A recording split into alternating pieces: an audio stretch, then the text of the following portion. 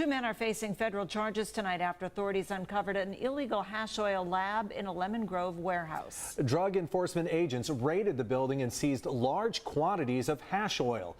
This is the sixth lab discovered in the past 3 weeks. News 8's Monique Grier goes live in Lemon Grove with more on the latest bust. Monique?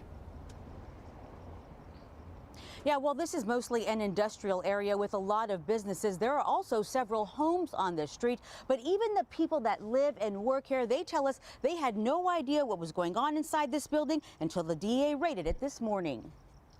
Pictures given to News 8 by the DEA show some of the equipment used in a sophisticated hash oil operation just busted by agents. I saw all the police presence. There was the DEA, the ATF. Ricardo Hidalgo works at a mechanic shop just down the block from the warehouse that was raided. When the DEA came over and I asked him if we should be concerned, he said, yeah, there's a drug lab. So I'm like, oh, okay.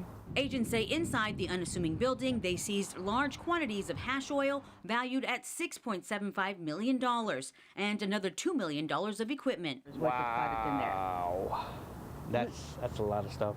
It marks the sixth hash oil or honey oil bust the DEA has dismantled in San Diego County in just the last 3 weeks. Back on May 6th, a fire erupted at a home in Mira Mesa. Investigators later determined a hash oil lab was likely to blame.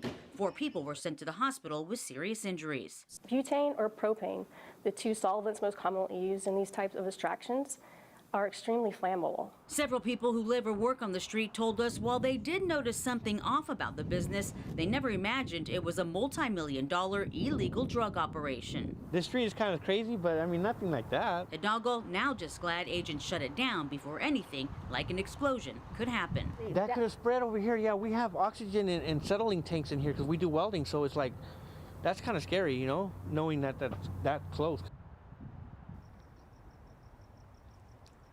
And in court documents, investigators did name 2 suspects. They're identified as Adam Ledesma and Jared Hoffman. Now, both of them are accused of manufacturing and selling large amounts of hash oil related to today's bust.